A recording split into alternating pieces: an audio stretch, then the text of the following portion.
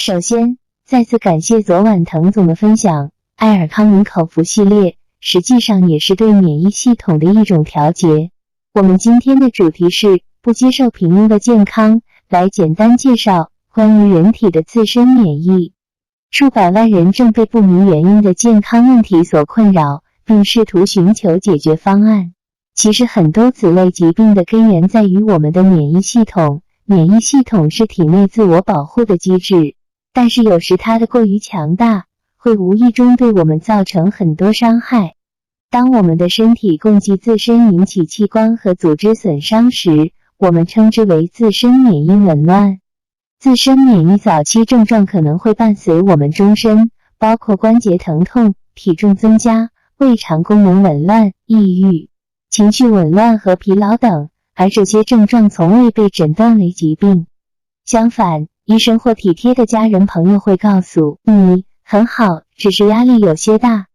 事实上，自身免疫性疾病有其疾病发展谱，你不会一觉起来发现突然得了糖尿病。糖尿病进展缓慢，你几乎觉察不到。你也不会一觉起来突然得了阿尔兹海默症，这是一个长达数十年的过程，它一步一步逐年进展。免疫力是每个人都有的，不然你都无法生存，因为我们生活在一个全是细菌、病毒以及其他有毒有害物质的世界中。你每时每刻都在接触有害物质，但是你居然能够健康地活下来。人类的免疫系统发挥了至关重要的作用。人体的免疫力对外源性和内源性有毒有害物质发生反应，外源性的有毒物质主要是细菌、病毒、真菌等微生物，还有粉尘、有毒气体等等。内源性的有毒物质主要来自于细胞衰老坏死的组织。有句话说的特别对，免疫力是世界上最好的医生。我们来看今天的第一段视频，是关于非特异性免疫的。You are literally covered in staph and strep and E. coli and all sorts of dubious characters that are intent on using you and your body's many resources to feed themselves, find shelter, and reproduce as much as they want. And hey, we all gotta make a living, but it is not your job to give these guys a free lunch. So your body has developed a three-part policy toward these shady customers, and its enforcement is handled by your immune system. The immune system is different from all the other systems we've talked about this year in that it's not a specific tissue, organ, system kind of system. Instead, it involves a whole bunch of different tissue groups, organ systems, and specialized but widely distributed defense cells. Together, this league of extraordinary substances joins forces to perform all of the defense functions your body depends on to keep you alive in an incredibly germy world. And the first line of defense in this never-ending battle, that's your innate or non-specific defense system. Like your average frontline soldier, it's prepared to immediately engage with anyone suspicious, and it mostly includes stuff we were born with, like the external barricades of your skin and mucous membranes, and internal defenses like phagocytes, antimicrobial proteins, and other attack cells. But some enemies must be fought with special forces, and here your body can deploy your adaptive or specific defense system, which is more like your SEAL Team 6. It takes more time to call in, but it's specially designed to go after specific targets, and it keeps files on those bad guys so it knows how to handle them next time around. But today we're going to focus on your innate system and look at how it uses an arsenal of physical and chemical barriers, killer cells, and even fever to keep you healthy, proving that sometimes the symptoms we associate with illness are actually the signs that we're healing.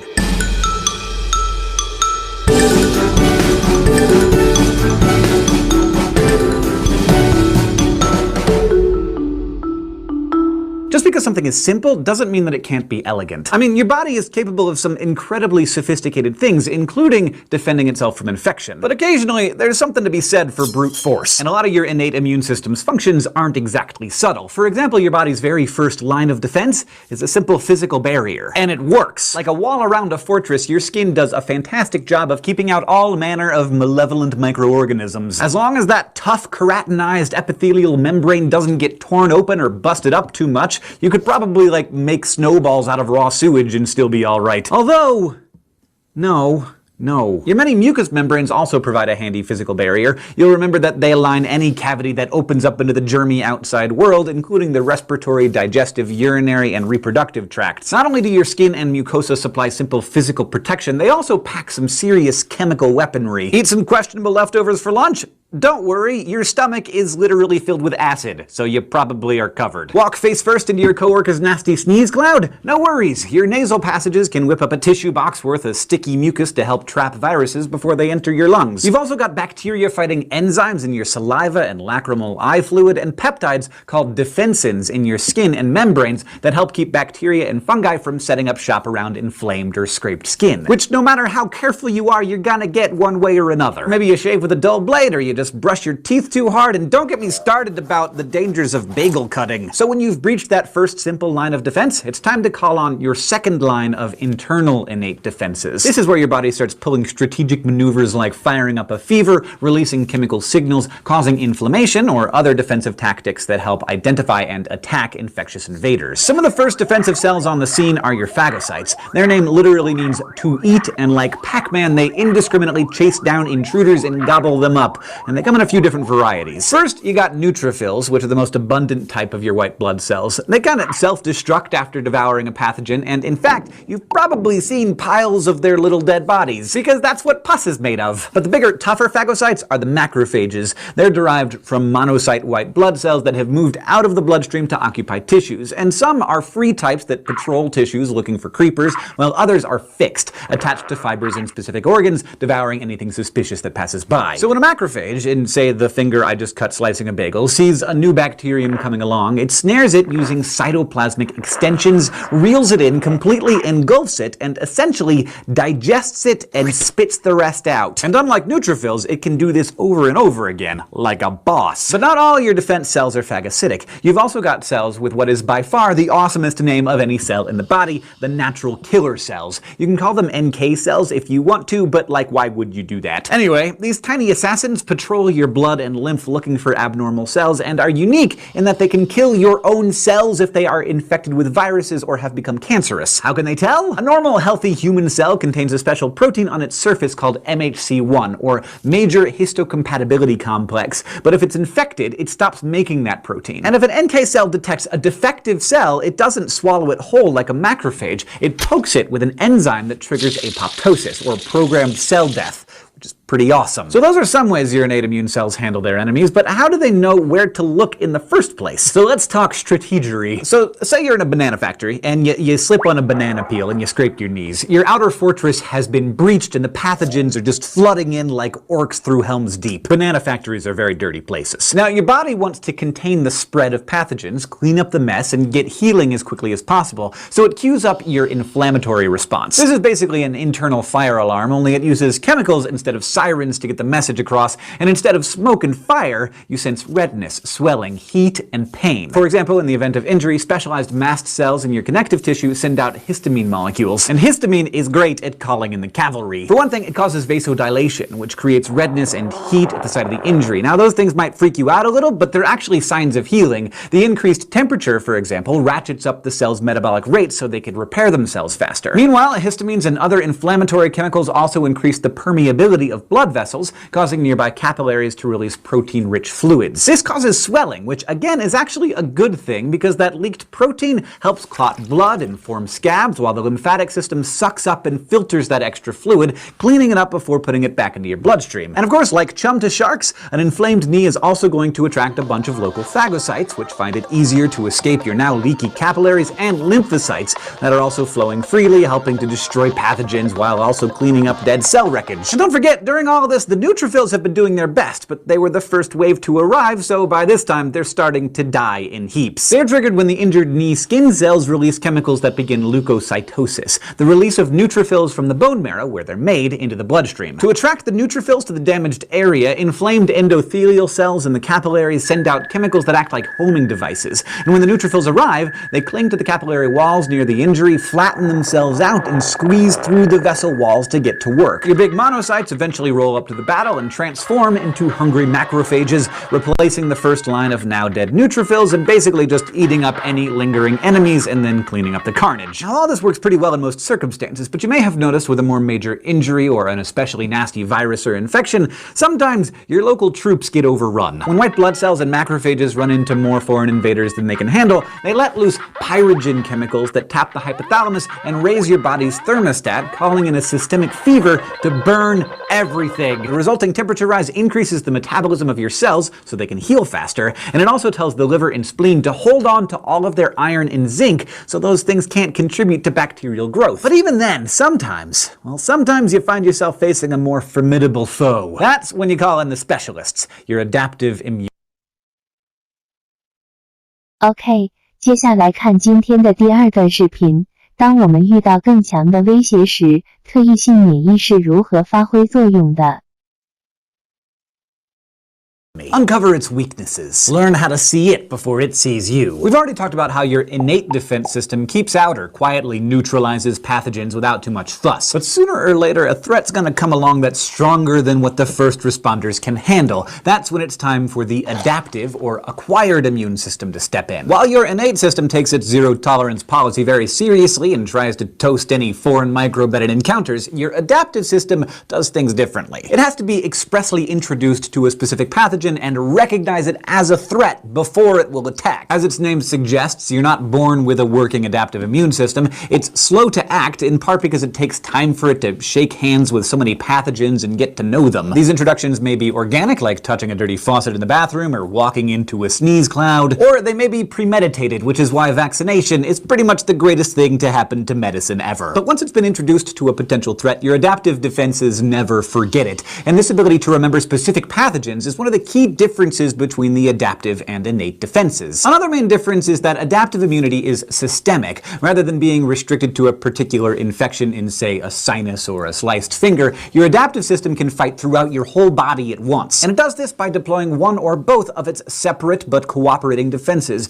your humoral immunity and your cellular defenses. Your humoral immunity, which you might not have heard of before, works by dispatching important proteins that I'm sure you have heard of, antibodies. They're made by special white blood cells, and they patrol the body's humors, or fluids like blood and lymph, where they combat viruses and bacteria moving around the interstitial space between your cells. Much of what you know or have heard about or think of when your immune system comes up actually has to do with your humoral immunity. It's why if you had mumps as a kid, you probably don't have to worry about getting it again for the rest of your life. It's also why doctors and nurses and patients who have been infected with the Ebola virus, a disease once thought to be incurable, have lived to tell about it. And it's why vaccinations work.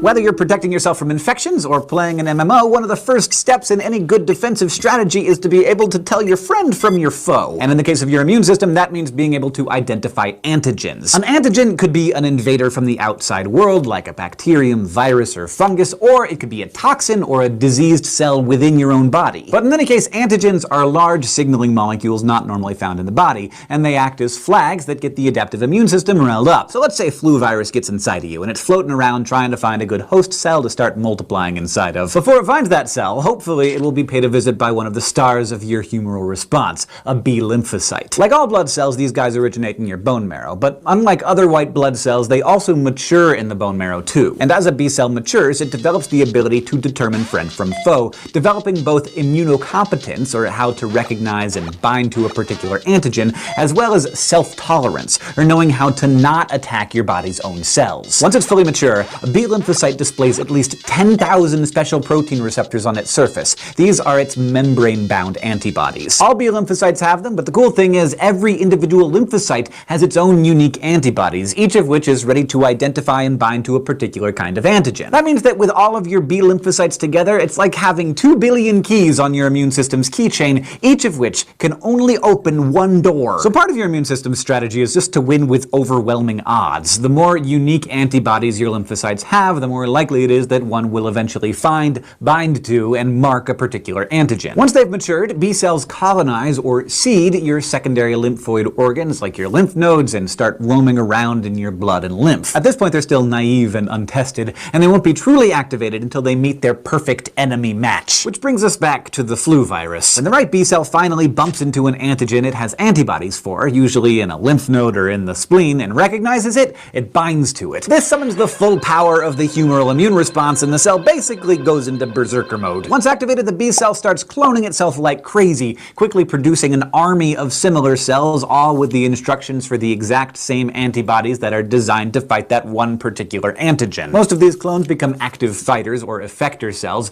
but a few become long-lived memory cells that preserve the genetic code for that specific successful antibody. This ensures that if and when the antigen returns, there will be a prepared secondary immune response that's both stronger and faster than the first. This is key to why vaccinations are so brilliant and important, which I'll come back to in a minute. But while the memory cells are just there to hang back and record things, the effector, or plasma cells, are packed with extra amounts of rough endoplasmic reticulum, which acts as an antibody factory. These cells can mass produce the same antibodies over and over for that particular invader, spitting them out into the humor at a rate of around 2,000 antibodies per second for 4 or 5 days until they die. And the antibodies they make work the same way that the membrane-bound ones do. They're just free-floating. So they ride the tides of blood and lymph, binding to all the antigens they can find and marking them for death. Now, antibodies can't really do the killing themselves, but they do have a few moves that could make it hard for intruders to take hold. One of their most effective and common strategies is neutralization, where antibodies physically block the binding sites on viruses or bacterial toxins so they can't hook up to your tissues. And because antibodies have more than one binding site, they can bind to multiple antigens at the same time in a process called agglutination. The resulting clumps can't get around easily, which makes it easier for macrophages to come and gobble them up. And not only that, but while all this is going on, antibodies are also ringing a chemical dinner bell, calling in phagocytes from the innate immune system and special lymphocytes from the adaptive system to destroy these messy little antigen-antibody clumps. So the point of all of this in the short term is to keep you healthy, but in the long term, this process also adds to your overall immunity. The humoral response allows your body to achieve immunity by encountering pathogens either randomly or on purpose. Active humoral immunity is what we were just talking about. It's when B cells bump into antigens and start cranking out antibodies. This can occur naturally, like when you catch the flu or get chicken pox or pick up some nasty bacterial infection, or it can happen artificially, particularly through vaccination. Most vaccines are made of a dead or extremely weakened pathogen, and they work on the premise that because a secondary immune response is more intense than a primary response,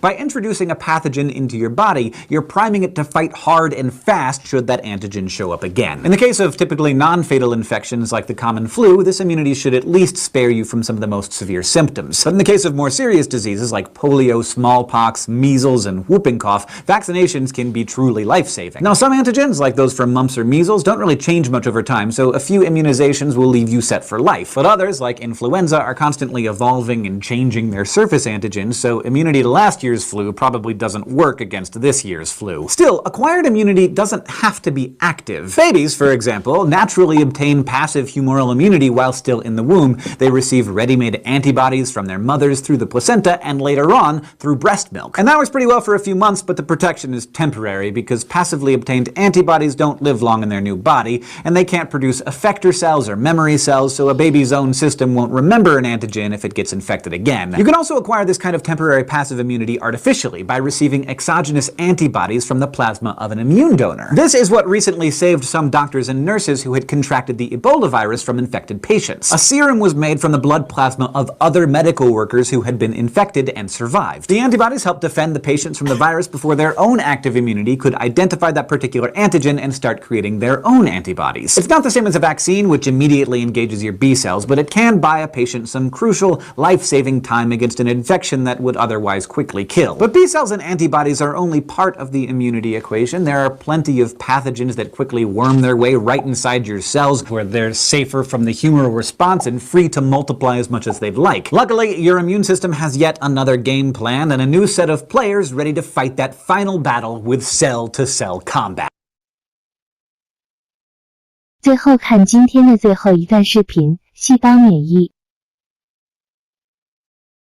It is time! We have arrived at the final conflict, the Battle Royale. A fight to the, well, hopefully not death, but a big fight anyway. It only seems fitting that we spend this, our last episode of Anatomy and Physiology, talking about one of your body's last-ditch efforts to defend itself at all costs. This is what happens when all the other fail-safes have failed. Your skin and mucous membranes did what they could as physical barriers against infection, and your humoral immune response cranked out antibodies in an effort to keep your interstitial spaces healthy. But when those systems weren't enough, your cells themselves were breached, and pathogens and abnormalities began to run amok. stomach where antibodies could not get to them. Now it becomes the business of your cell-mediated or cellular immune response. And that's where stuff gets real, where cell fights cell, and where heroes look like T lymphocytes. These lymphocytes, known on the streets as T cells, go after body cells that have been hijacked by things like viruses or bacteria or become cancerous. T cells cause inflammation, activate macrophages, get other T cells fired up, and generally regulate much of the immune response. Which is important because of all the ways in this course that we have described how you could die, two that we have neglected to mention are what happens if your body completely fails to protect itself, and what happens if your immune system goes rogue and attacks your own healthy cells. But even when they're functioning well, some of your immune cells are careening around your body like miniature biological versions of Mad Max war boys, amped up on signaling chemicals, scouring the terrain for hostiles, and covered from top to bottom in the dismembered parts of the enemies that they have vanquished. They're out to protect all of the tissues and organ systems that we've been talking about for the past 46 weeks, and these guys play for keeps.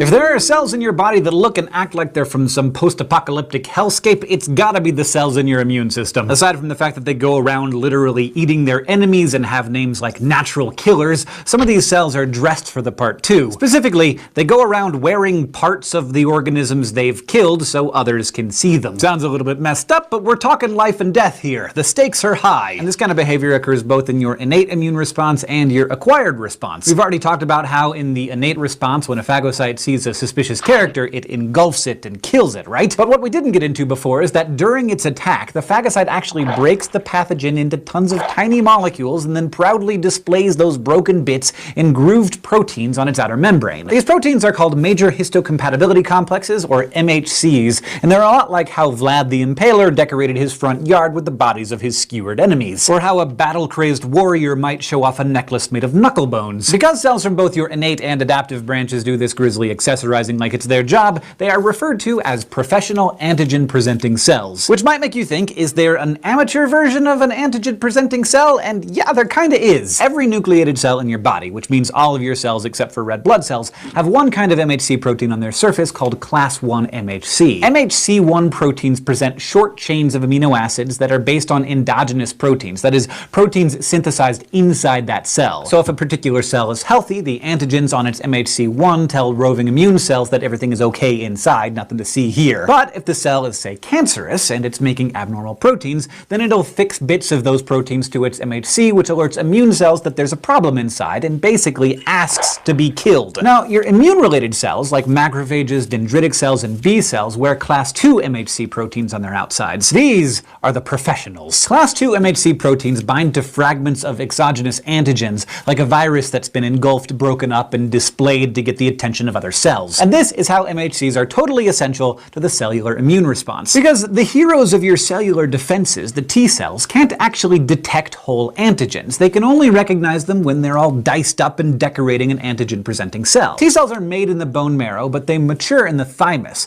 the lymphoid gland that sits on top of your heart, and which is actually what the T in T cell stands for. And you have several different kinds of T cells, but the two you really have to know about are helper Ts and cytotoxic cells. Helper Ts themselves can't kill, but they can activate cells that do, and they help call the shots for the whole adaptive immune response. Meanwhile, cytotoxic cells are the ones that actually do the killing of the cells gone bad. Now, much like how a naive B cell carries antibodies for one specific antigen, a naive helper T cell has receptors that will only bind to one specific combination of a class 2 MHC and a particular antigen. If that matches right, the helper T bonds to the MHC antigen bit and it gets activated. Then, just like with the B cells we talked about last time, the helper T starts copying itself like crazy, making a few memory T cells as well, which remember that particular antigen should it meet one again in the future. And it also produces a whole mess of effector T cells, mostly more helper Ts, but also some regulatory T cells that I will get to in a minute. But the main thing the helper T cells do is raise the alarm that tells other immune cells that there is a problem. And they do this by releasing a cocktail of chemical messengers called cytokines. When a cytokine enters another helper T, that cell usually starts dividing, making more memory T cells and more helper Ts, which release more cytokines that keep boosting the signal. And some of those cytokines also go on to help activate the cytotoxic T cells. You know that macrophages from the innate system just sort of roll up and swallow pathogens whole, but cytotoxic T cells do their killing a little differently. They roam the blood and lymph looking for hijacked amateur body cells that are asking to be killed. Basically, these infected cells are already dying, so they've digested some of their invaders' proteins and stuck them on some of their class 1 MHCs, effectively waving a surrender flag made of fragments of the very virus or cancer that is destroying them. If a cytotoxic T cell with the right receptor floats by, it binds to the antigen-MHC combination and moves in for a mercy killing. It does this by releasing special enzymes that punch holes in the cell's membrane or otherwise trigger apoptosis, killing both the cell and whatever is inside of it. Then the cytotoxic cell just detaches and continues to run down other prey. So by now it should be pretty obvious that without T cells there basically is no adaptive immune response, and it really all comes back to the helper Ts, which is why immunodeficiencies can be so deadly. AIDS, for example, is caused by the human immunodeficiency virus that specifically attacks helper T cells, and without the helper Ts, there wouldn't be much of a humoral response either, because the cytokines that come screaming out of the helpers not only activate other T cells, but they also finish the training of the B cells. The fact is, most of your so-called naive B cells don't get fully activated and become memory or effector cells when they first bind to an antigen. And there's a good reason for that. Since antibody receptors are generated randomly, you might wind up with B cells that could bind to your own healthy proteins, like, say, your growth hormone. So once a B cell interacts with a substance, whether it's growth hormone or some dangerous bacterium,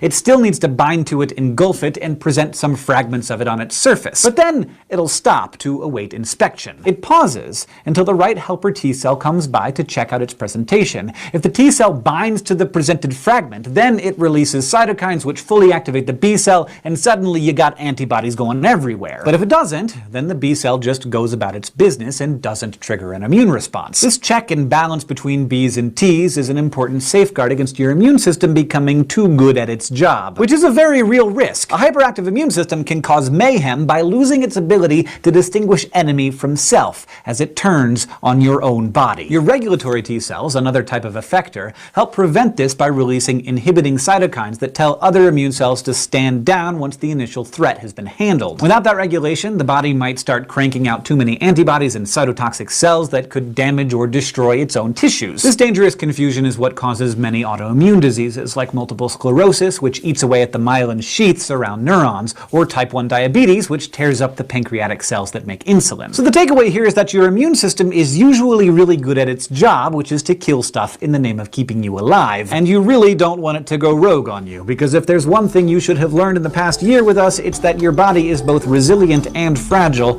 and it survives only when the sum of its many complicated parts stays balanced and works together. And that is the glorious wonder of you.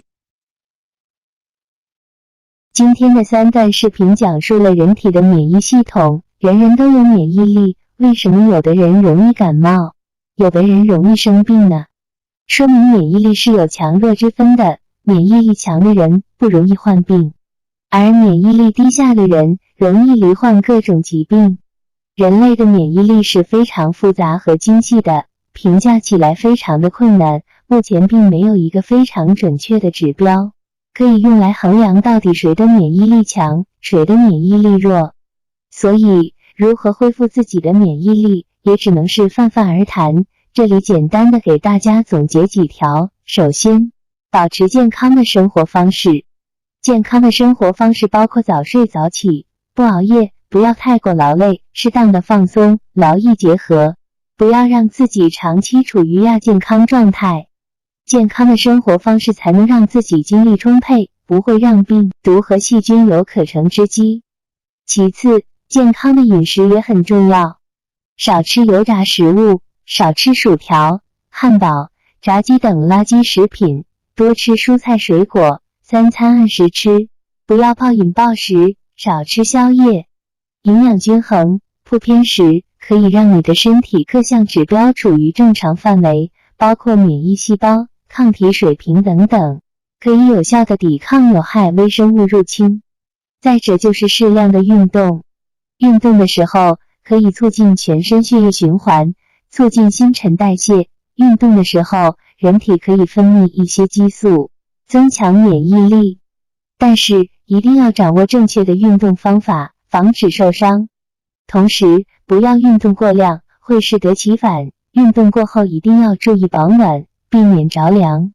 最后要保持健康的心态，保持乐观向上的心态，不要长期处于压抑、抑郁、不开心的状态，而是应该快快乐乐的。很多疾病都与不良情绪有直接的关系。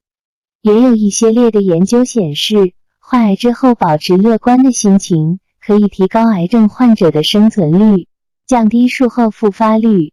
那么今天的分享就到这里，感谢各位家人朋友们的参与，祝大家都能够身体健康，身心愉悦。下周见。